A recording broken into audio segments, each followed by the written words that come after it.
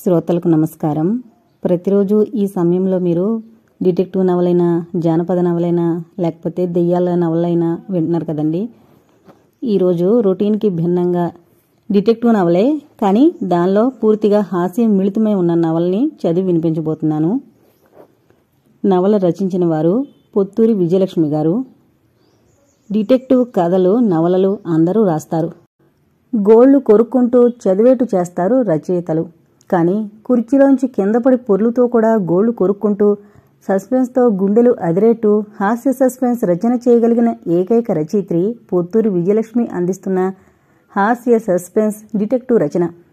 ఏమవుతుందో, ఎటుపోతుందో ఏమో.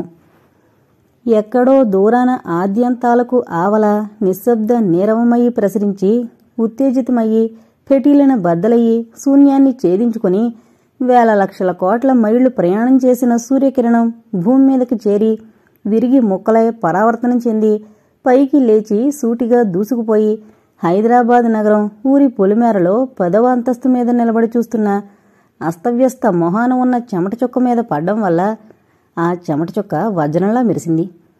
బరువుగా నిట్టూర్చాడు అస్తవ్యస్త. 25 ఏళ్లకే వేల కోట్ల ఆస్తికి వారసుడు, భారతదేశంలోనే పేరు మోసిన దోమా ఇండస్ట్రీస్ అధినేత అయిన పాపం మనసుకి శాంతి లేదు అతనికి. పనిలో మునిగి తేలుతూ ఉండే అస్తవ్యస్త కాస్త తీరిక దొరికితే పిచ్చి చూపులు చూస్తూ నిట్టూరుస్తూ ఉంటాడు. అంతలోనే అక్కడికి పరిగెత్తుకుంటూ వచ్చింది అతని సెక్రటరీ ఆత్రత. పేరుకి తగ్గట్టే ఆత్రం ఎక్కువ. ఏ పని చేసినా ఆత్రాల మారి పెళ్ళికొడుకు అత్తగారి మెళ్ళలో పుస్తి కట్టాడు అని సామెత చెప్పినట్లు చేస్తుంది. సెక్రటరీ చేసే అస్తవ్యస్తం పనులు సరిదిద్దుకోవడంతోనే సరిపోతుంది అస్తవ్యస్తకి. ఆత్రత వచ్చిందంటేనే అతనికి టెన్షన్ వచ్చేస్తుంది. ఆ టెన్షన్ అణుచుకునేందుకు విశ్వ ప్రయత్నం చేస్తూ ఉంటాడు. గట్టిగా గాలి పీల్చి వదిలి టెన్షన్ పోగొట్టుకుని ఏమిటి ఆత్రత అని అడిగాడు. సార్, మీరు చెప్పిన పనులన్నీ పూర్తి చేసేశాను. అందరికీ ఇన్విటేషన్ పంపించేశాను. ఫుడ్ కూడా ఆర్డర్ చేసేశాను. రాగానే వెల్కమ్ డ్రింక్ ఫ్రూట్ పంచ్, ఆ తర్వాత టీతో రోస్టెడ్ కాజు, లంచ్కి అన్ని ఇటాలియన్, థాయ్ వంటకాలు ఆర్డర్ ఇచ్చేశాను. అడ్వాన్స్ కూడా ఇచ్చేశాను. రిటర్న్ గిఫ్ట్స్గా ఉల్లూరు రామ్ వాళ్ల స్వీట్ బాక్సులు ఇంకాసేపట్లో తెచ్చేస్తారు. ఇంకా ఏమైనా చెయ్యాలా సార్? చెయ్యాలంటే చెప్పండి, చేసేస్తాను అంది ఆరాధనగా అతని వంక చూస్తూ. ఇవన్నీ ఎందుకు చేశావు ఆత్రత అని అడిగాడు తెచ్చిపెట్టుకున్న ఓర్పుతో. అదేమిటి సార్, రేపు బోర్డు మీటింగ్ కదా, మీరే చెప్పారుగా. చెప్పాను, కానీ ఎప్పుడని చెప్పాను చూసుకో. గాబరాగా చేతుల్లోని డైరీ తిరగేసింది. మార్చి 30న అన్నారు. రేపేంటి? ఫిబ్రవరి 28 చెప్తుంటే ఆత్రత కంఠం వణికింది. ఎన్నిసార్లు చెప్పాను నీకు, కంగారొద్దు, నిదానంగా పనులు చెయ్యి అని, వినవు. అప్పటికే ఆత్రత మొహం కందిపోయింది. కళ్లల్లో నీళ్లు, బోరుని ఏడవడం మొదలుపెట్టింది. సారీ సార్ అంది వెక్కుతూ. పర్వాలేదులే, ఆర్డర్ ఇచ్చిన ఫుడ్డు మీరు తినండి. స్వీట్ ప్యాకెట్లు మీరంతా తలోటి ఇంటికి పట్టుకెళ్ళండి. రేపు లంచ్ బాక్సులు తెచ్చుకోవద్దని స్టాఫ్కి చెప్పు అన్నాడు హుందాగా. మీరెంత మంచివారు సార్, ఇంకొకళ్ళైతే నేను చేసే పొరపాట్లకి నన్ను జైల్లో పెట్టేవాళ్లు అని బోరుని ఏడవడం మొదలుపెట్టింది. ఏడు పాపి పనిచూసుకో అనేసి అక్కడి నుంచి వెళ్ళిపోతూ గుమ్మం దగ్గర ఆగి వెనక్కి తిరిగి చూశాడు. ఆత్రత అతని వంక చూస్తోంది. ఆ చూపులో భక్తి, ప్రేమ, అనురాగంతో కూడిన ఆరాధన. గోపిక కృష్ణుని చూస్తున్నట్లు. అస్తవ్యస్త ఆత్రత వంక చూశాడు. ఆ చూపుల్లో జాలి, యజమాని కుక్కపిల్లను చూస్తున్నట్లు. అంత ధనవంతుడు, గొప్పవాడు అయిన అస్తవ్యస్త ఆ ఘటాన్ని సెక్రటరీగా భరిస్తున్నాడంటే బలమైన కారణం ఉంది. అదో పెద్ద కథ. 4 ఏళ్ల కిందట అస్తవ్యస్త జీవితం అస్తవ్యస్తమైపోయింది. చుట్టూతా విషమ పరిస్థితుల వలయం. అతన్ని చూసి తల్లిలాంటి భాగ్యలక్ష్మికి కడుపు తరుక్కుపోయింది. ఇంచుమించు పిచ్చెక్కే స్థితికి చేరుకున్నాడు. అతన్ని ఈ పరిస్థితుల నుండి బయటపడేయాలంటే దూరంగా పంపించాలి అనే ఆలోచన కలిగింది. ఏకంగా పెళ్లి చేసి పంపేస్తే ఆ సందట్లో పడి ఈ బాధలు మరిచిపోతాడు. ఒకే దెబ్బకి 2 పేటలు అనుకుంది. కాకపోతే పరిస్థితుల రీత్యా ఇదంతా కాస్త రహస్యంగా జరిపించాలి కాబట్టి ఏ పేపర్లోనో వేయించకుండా తెలిసిన వాళ్ళకి చెప్పి సరిపెట్టింది. మా అబ్బాయికి అర్జెంటుగా పెళ్లి చేసేయాలి. అది అర్జెంటుగా గ్రీన్ కార్డున్న అమ్మాయి కావాలి. సంబంధం కుదిరిచిన వాళ్ళకి మంచి బహుమానం కూడా అంది భాగ్యలక్ష్మి. ఆ సాయంత్రానికల్లా ఆకుపచ్చ రేషన్ కార్డు పుచ్చుకునొచ్చేసింది ఆత్రత. ఆత్రత తండ్రి ఆదినారాయణ పోస్ట్ మ్యాన్గా పనిచేస్తున్నాడు. కబురందగానే ఆ అవకాశం మళ్లీ ఎవరైనా తన్నుకుపోతారేమో అని ఆఫీస్కే వెళ్లి తండ్రిని తీసుకొచ్చేసింది. ఎవరో వచ్చారు అనగానే ఇంట్లోంచి బయటకు వచ్చింది భాగ్యలక్ష్మి. నమస్కారం, నా పేరు ఆత్రత. ఇదిగో మా నాన్న, ఇదిగో మా ఆకుపచ్చ రేషన్ కార్డు అంది గబగబా. భాగ్యలక్ష్మికి ముందు అసలేమీ అర్థం కాలేదు. అర్థమయ్యాక బుర్ర గిర్రును తిరిగింది. నోట మాట రాలేదు. అంతలోనే అటుగా వచ్చాడు అస్తవ్యస్త. అమ్మా, నా మనసేం బాగలేదు. కాసేపు నా గదిలో తలుపులేసుకుని కూర్చుంటాను. నువ్వేం గాబరా పడకు, తలుపులు బాధకు అనేసి వెళ్ళిపోయాడు. గ్రీకు శిల్పంలాగున్న అతన్ని చూసి ఆత్రత మూర్చపోయినంత పనిచేసింది. ఈయనేనా పెళ్ళికొడుకు అంది. అవును, వీడే అంది భాగ్యలక్ష్మి. అవునా, మరెందుకు ఆలస్యం? ఆకుపచ్చ కార్డున్న అమ్మాయి కావాలన్నారు, వచ్చేశాను. ఆయన చేత నా మెళ్ళో పసుపుతాడు కట్టించేయండి అంది కంగారుగా. అప్పటికి కాస్త తేరుకున్న భాగ్యలక్ష్మి విషయం వివరించి చెప్పింది. ఆవిడికి కావలసింది ఇండియాలో ఆకుపచ్చ రేషన్ కార్డున్న అమ్మాయి కాదని, అమెరికాలో గ్రీన్ కార్డున్న అమ్మాయి అని తెలుసుకుని బోరుని ఏడ్చింది ఆత్రత. ఏడుస్తూనే ఇంటికి వెళ్ళింది. ఏడుస్తూనే గుప్పుడన్నం తిని పడుకుంది గాని నిద్ర పట్టలేదు. కళ్ల ముందు ఆ అందగాడే కదలాడుతున్నాడు. వదలకూడదు, కాళ్ల మీద పడి వేడుకోవాలి. అతను ఒప్పుకోకపోతే ఉరేసుకుని చచ్చిపోవాలి అని నిర్ణయించుకుంది. వెంటనే లేచి ఓ కాగితం మీద తన మనసులోని ఆవేదనంతా రాసి సూసైడ్ నోటు తయారు చేసి కింద పక్కాగా సంతకం పెట్టి ఓ కవర్లో పెట్టి అప్పుడు నిద్రపోయింది. తెల్లారి లేచాక ఓ అనుమానం వచ్చింది. అసలే అగ్గిపెట్టంతిల్లు, అందులోనూ నాన్న పోస్ట్ మ్యాను. ఈ ఉత్తరం ఆయన కళ్ళబడితే ఎవరికో ఒకరికి డెలివరీ చేసిగాని ఊరుకోడు. వాళ్ల పొరుగున వెంకటస్వామని ఒకతనున్నాడు. వృత్తిరీత్యా పోలీస్ కానిస్టేబుల్. చనువుగా బాబాయ్ అని పిలుస్తుంది అతన్ని. ఆ ఉత్తరం అతని చేతికిచ్చి, బాబాయ్, నేను చచ్చిపోతే ఈ ఉత్తరం మా వాళ్ళకివ్వు. పోలీసు ఉద్యోగం కాబట్టి చావంటే భయం లేదతనికి. సరే, ఎప్పుడు చచ్చిపోతావు అన్నాడు తాపీగా టీ తాగుతూ. ఇప్పుడే చెప్పలేను. చచ్చిపోతానని కూడా ఖచ్చితంగా చెప్పలేను. చచ్చేదాకా ఈ కవర్ ఓపెన్ చేయకు. అలా చేస్తే నన్ను చంపుకు తిన్నంతొట్టు అంది. అలాగే అన్నాడు. పోలీసు ఉద్యోగం కాబట్టి అలాంటి సెంటిమెంట్లు ఏమీ లేవు. ఆత్రత అటు వెళ్లగానే కవర్ విప్పి చదివాడు. అతని మనసులో ఓ మెరుపులాంటి ఆలోచన. విధి విచిత్రమైంది. ఎప్పుడు ఏ నాటకమాడుతుందో ఎవరూ చెప్పలేరు. లేకపోతే ఎక్కడి అస్తవ్యస్త, ఎక్కడ వెంకటస్వామి. ఇతని బుర్రలోని ఆలోచన అతని జీవితాన్ని అనూహ్యంగా మలుపు తిప్పుతుందని ఎవరైనా ఊహించగలరా? అదెలా జరిగిందంటే, ఆత్రత రాసిన ఉత్తరం చూడగానే వెంకటస్వామికి లాటరీ తగిలినట్లయింది. దీని ఆధారంగా ఆ అస్తవ్యస్తను బ్లాక్మెయిల్ చేసి బోల్డంత డబ్బు గుంజొచ్చు అని ప్లాన్ వేశాడు. అస్తవ్యస్తకు ఫోన్ చేసి, మిమ్మల్ని ఒంటరిగా కలవాలి, ఓ రహస్యం చెప్పాలి, ఎక్కడికి రమ్మంటారు అని అడిగాడు. ఇంకాసేపట్లో బయలుదేరి ఊరి చివరన పాడుబడిన కోట దగ్గరికి వెళుతున్నాను రా అన్నాడు అస్తవ్యస్త. అతనలా టపీమని ఒప్పేసుకుంటాడని ఊహించని వెంకటస్వామి గతుకుమన్నాడు. నిజమేనా? వస్తావా? ఒంటరిగానే వస్తావా అని అడిగాడు. వస్తావా ఏమిటి, వచ్చేస్తున్నా. నువ్వు మరి బయలుదేరు, ఆలస్యమైతే నీకే నష్టం అన్నాడు అస్తవ్యస్త. వెంకటస్వామికి అయోమయంగా అనిపించింది. ఎందుకైనా మంచిది అని చిన్నా చితగా దొంగతనాలు చేసే కోటేశ్వర దగ్గరికి వెళ్లి అతన్ని తోడు తీసుకుని ఊరు బయట పాడుబడ్డ కోట దగ్గరికి చేరాడు. అప్పటికి 5 నిమిషాల కిందటే అక్కడికి చేరాడు అస్తవ్యస్త. అటు తిరుగున్న ఆ మనిషిని చూస్తే కాస్త భయం వేసింది వెంకటస్వామికి.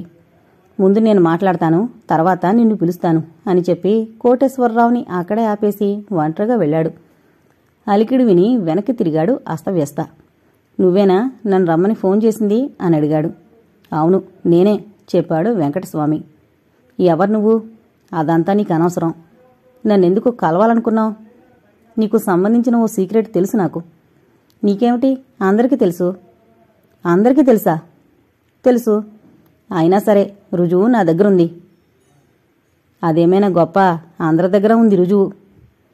అంటే ఆ దొంగపీనుగా ఇలాంటి ఉత్తరాలు ఇంకా కొందరికిచ్చిందా? ఏ దొంగపీనుగా? ఏ ఉత్తరం? ఆత్రత ఆత్మహత్య ఉత్తరం. ఆత్రత? ఆవిడెవరు? నీకు ఆత్రత తెలీదా? తెలీదు. తెలియకుండానే నువ్వు పెళ్లి చేసుకోకపోతే ఆత్మహత్య చేసుకుంటానంటుందా? ఆత్మహత్య ఎందుకు? పెళ్లికి ఒప్పుకోకపోతే. ఎవరు ఒప్పుకోవాలి? ఎవరేమిటి? నువ్వే. నేను పెళ్లికి ఒప్పుకోకపోతే ఆత్మహత్య చేసుకుంటుందా? అయ్యో పాపం. అలా అయితే నేను ఒప్పుకుంటున్నానని చెప్పు. పో. ఏంటి, ఒప్పుకుంటావా? లేకపోతే ఆవిడెవరో ఆత్మహత్య చేసుకుంటుందన్నావుగా. అలా వీల్లేదు. నువ్వు వద్దనాలి. నేను నిన్ను బ్లాక్మెయిల్ చెయ్యాలి. ఆత్మహత్య అన్నావు, పెళ్ళన్నావు, ఇప్పుడు మళ్ళీ బ్లాక్మెయిల్ అంటావు. నీకేమైనా పిచ్చా? నాకేం పిచ్చిలేదు. ఆత్రత ఆత్మహత్య చేసుకుంటే నేరం నీ మీదకు వస్తుంది. అలా రాకుండా ఉండాలంటే నాకు డబ్బు ఇవ్వాలి. నువ్వు ఇవ్వకపోతే నిన్ను నేను బ్లాక్మెయిల్ చేస్తా. నీ బొందలా ఉంది. అవన్నీ నీ వల్ల కావులే. ఎందుకు కావు? నేనెవరో తెలుసా నీకు? రాములాపురం పోలీస్ స్టేషన్లో కానిస్టేబుల్ని. అయితే మాత్రం నన్నేమీ చేయలేవు. ఎందుకంటే ఇంకాసేపట్లో నేను ఆత్మహత్య చేసుకుంటున్నాను. ఆత్మహత్య? అవును. వీల్లేదంతే. నువ్వు చేస్తే నేనెవరిని బ్లాక్మెయిల్ చేయాలి? ఇంకెవరినైనా వెతుక్కుని బ్లాక్మెయిల్ చేయి. ఇప్పటికిప్పుడు ఇంకెవరిని వెతుక్కోను? ఆత్రత నీ గురించేగా ఉత్తరం రాసింది. అది నా దగ్గరుంది. పోనీ ఆత్రత ఇంకెవరినైనా ఇలాగే బెదిరిస్తూ ఉత్తరం రాసిందా? ఉంటే చెప్పు, వాళ్ళని చేస్తా బ్లాక్మెయిల్. ఏమో, ఆత్రత ఎవరో తెలీదు నాకు. అవన్నీ నాకేం తెలుసు. అయితే ఇప్పుడు నన్నేం చేయమంటావు? నన్నడిగితే నేనేం చెప్పను. వెంకటస్వామికి బుర్ర పనిచేయడం మానేసింది. వెంట తెచ్చుకున్న కోటేశ్వరరావు సాయం తీసుకోవాల్సిన సమయం వచ్చిందని తోచింది. వెంటనే విజిల్ వేశాడు. ఆ సంకేతం అందుకొని గంభీరంగా వచ్చాడు కోటేశ్వరరావు. అప్పటికి చీకటి పడుతోంది. పరీక్షగా చూస్తే తప్ప ఎవరెవరో గుర్తించడం కష్టమే. చెప్పు, డబ్బేమనని మొండికేస్తున్నాడా? తాట ఒలిచేస్తా, నెత్తురు కక్కిస్తా అన్నాడు కోటేశ్వరరావు. ఇవ్వనంటే ఆ పని చేసేవాళ్లం కాదట, ఆత్మహత్య చేసుకుంటాడట అంటూ వివరంగా చెప్పాడు వెంకటస్వామి. వాళ్ళలా మాట్లాడుకుంటుంటే ఆ మనిషిని గుర్తుపట్టేశాడు అస్తవ్యస్త. కోటేశ్వరరావు, నువ్వట్రా అన్నాడు. గతంలో ఎప్పుడో కోటేశ్వరరావు అస్తవ్యస్త దగ్గర డ్రైవర్గా పనిచేసేవాడు. చేతివాటం ఎక్కువ. ఓ రోజు స్టెప్నీ దొంగలించి పారిపోయాడు. ఇప్పుడు హఠాత్తుగా అతను పలకరించేసరికి ఉలిక్కి పడ్డాడు. అయ్యగారు మీరా? అయ్య బాబోయ్ అని పారిపోబోయాడు. వెంకటస్వామి వాణ్ణి పట్టేసుకున్నాడు. ఆయన్ని బెదిరిస్తానని తీసుకొస్తే నువ్వు బెదిరిపోయి పారిపోతే అట్లారా కోటేశు అన్నాడు. ఆయన సంగతి నీకు తెలీదు. కరాటే వచ్చు, కొట్టాడంటే పళ్ళు రాలిపోతాయి అని వదిలించుకుని పారిపోబోయాడు. అలాగైతే నేను వస్తా అని వెంకటస్వామి కూడా పారిపోయే ప్రయత్నం చేశాడు. ఇద్దరినీ పట్టుకుని ఆపేశాడు అస్తవ్యస్త. ఆ తర్వాత రన్నింగు, చేజింగు, రోడ్డుకి అడ్డంగా. అప్పుడే అటువైపు ఓ కారొస్తోంది. దానికి అడ్డం పోయారు ముగ్గురును. ఆ కారాయన సడన్ బ్రేక్ వేసి కార్ ఆపేసి విండో గ్లాస్ దించి, ఏంటిది, సినిమా షూటింగా, రియల్ లైఫ్లో ఫైటింగా అని అడిగాడు. రెండూ కాదు, నేరస్తుల చేజింగ్ అన్నాడు అస్తవ్యస్త. అయితే నేను సాయం చేస్తా అంటూ కారు దిగి ఒకణ్ణి పట్టుకున్నాడు. ఇద్దరూ కలిసి వాళ్ళిద్దరినీ కారులో పడేసి చేతులు కాళ్ళు కట్టేశారు. ఏంటి వీళ్ళు చేసిన నేరం అని అడిగాడాయన. వీడు దొంగ, వీడు పోలీసు, ఇద్దరూ కలిసి నన్ను బ్లాక్మెయిల్ చేద్దామని ప్లానేసుకున్నారట చెప్పాడు అస్తవ్యస్త. అసలు బ్లాక్మెయిల్ చేయడమే నేరం. ఓ పోలీసు ఆ పని చేయడం ఇంకా దారుణం. దానికి ఓ దొంగని హెల్ప్ అడగడం దారుణం. వీళ్ళిద్దరికీ చెరో 2 ఉరిశిక్షలు వెయ్యాలి. పదండి, పోలీసులకు అప్పచెబుదాం అన్నాడాయన. అవును, అలాగే చేద్దాం. నా కారులో వెళతాను, మీరు నా వెంట రండి అన్నాడు అస్తవ్యస్త. 2 కార్లు బయలుదేరాయి. రోడ్డు పక్కన ఓ టీ కొట్టు కనిపిస్తే కారాపాడు అస్తవ్యస్త. తలనొప్పిగా ఉంది, టీ తాగుదాం అన్నాడు. ఇద్దరూ కూర్చుని టీ ఆర్డర్ ఇచ్చారు. అక్కడ లైట్లు పట్టపగల్లా ఉన్నాయి. ఆయన అస్తవ్యస్త వంక కళ్ళ బిగించి చూడడం మొదలెట్టాడు. అంతటితో ఆగక, మిమ్మల్ని ఎక్కడో చూసినట్లుంది అన్నాడు. ఇబ్బందిగా కదిలాడు అస్తవ్యస్త. ఆ మధ్య పేపర్లోనూ ఛానల్స్లోనూ అతని మొహం జనాలకు విసుగెత్తేలా కనిపించింది. ఆ మాటే చెప్పాడు. కాదు, ఛానల్లో చూసిన వాళ్ల మొహం తెల్లారేసరికి మరిచిపోతాం, మీరలా కాదు అని ఆలోచిస్తూ ఉండిపోయాడు. టీ తాగడమైంది. బిల్ చెల్లించి ఇక వెళదామా అన్నాడు అస్తవ్యస్త. అప్పుడు ఫ్లాష్ వెలిగింది ఆయనకి. మీరు భగీరథ్ గారు అబ్బాయి కదూ అని అడిగాడు సంభ్రమంగా. ఆశ్చర్యపోయాడు అస్తవ్యస్త. అవును, వారబ్బాయినే. మీరు? నేను నారాయణ్ణి. విదేశాలకు వెళ్ళిపోయాక అందరూ రాయా అని పిలుస్తున్నారు. మీకు మా నాన్నగారు తెలుసా? ఎంతటి మాట! తెలియడం కాదు, ఆయన మా పాలిటి దేవుడు. అప్పట్లో నాకు పచ్చకామెర్ల వ్యాధొచ్చి డాక్టర్లు ఆశ వదిలేస్తే పసరు వైద్యం చేసి బతికించింది ఆ దేవుడే అని కళ్ళనీళ్లు పెట్టుకున్నాడు. ఆ తర్వాత ఆయన కోసం చాలా కాలం వెతికాను, కానీ ఆయన ఆచూకీ తెలియలేదు అన్నాడు గద్గద కంఠంతో. ఎలా తెలుస్తుంది? ఆయన పోయారు అన్నాడు అస్తవ్యస్త కూడా గద్గద కంఠంతో. అవునట, విన్నాను. అప్పుడు ఆయన దగ్గర మీ ఫోటో చూశాను, అందుకే గుర్తుపట్టాను. ఎలా ఉన్నారు, ఏం చేస్తున్నారు అని అడిగాడు రాయ. బరువుగా నిట్టూర్చి, అదో పెద్ద కథ. వ్యాపారంలో మునగను తేలను, మళ్ళీ మునగను మళ్ళీ తేలను, అదే నడుస్తోంది అంటూ అంతా చెప్పుకొచ్చాడు అస్తవ్యస్త. అయితే ఇప్పుడు మునుగున్నావన్నమాట అన్నాడు రాయ. అవును, పీకలదాకా. అందుకే ఆత్మహత్య చేసుకుందామనుకున్నాను అన్నాడు దీనంగా. మీ నాన్నగారెంతో పుణ్యాత్ములు. వారి కొడుకి ఆ గతి పట్టదు. నీకు డబ్బు కావాలి అంతేగా, నేనిస్తాను. నాకక్కడ అన్నీ ఉన్నాయి. పిల్లలు సెటిల్ అయ్యారు. ఇక్కడేమో ఎవరో అప్పు తీసుకుని కట్టలేక కొంత భూమి ఇచ్చారు. అప్పట్లో రాళ్లు రప్పలు బీడు భూమి అయినా ఇప్పుడు ఆ పక్కనే పెద్ద కంపెనీలొచ్చి ధరలు విపరీతంగా పెరిగాయట. ఏదో చెయ్యండి, లేకపోతే ఎవరో ఆక్రమిస్తారు అని పోరుతుంటే వచ్చాను. అది నీ పేర పెడతాను. నువ్వు వాటి సాయంతో మళ్ళీ పుంజుకో అన్నాడు రాయ. ఆశ్చర్యపోయాడు అస్తవ్యస్త. అలా వద్దు, అప్పివ్వండి, లేదా మీరు పార్ట్నర్గా చేరండి అన్నాడు. వాళ్లు మాట్లాడుకుంటూ ఉండగానే కొట్టు కట్టేసే టైం అయింది. వెనక సీట్లో పడున్న దొంగ పోలీసు అప్పటికి 3 సార్లు చిటికినవేలు చూపించారు. 4 సార్లు దాహమని మొత్తుకున్నారు. అందాక టీ కొట్టు కుర్రాడికి ఓ 500 నోటిచ్చి ఆ దొంగ పోలీసులకి ఏం కావాలో చూడమని, పారిపోకుండా కనిపెట్టి ఉండమని చెప్పాడు రాయ.